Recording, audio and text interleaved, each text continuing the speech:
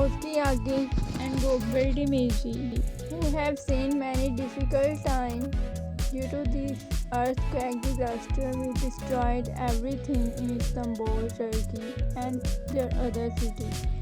More than 12,000 people are declared dead till now due to this earthquake disaster, and many injured are admitted in hospital.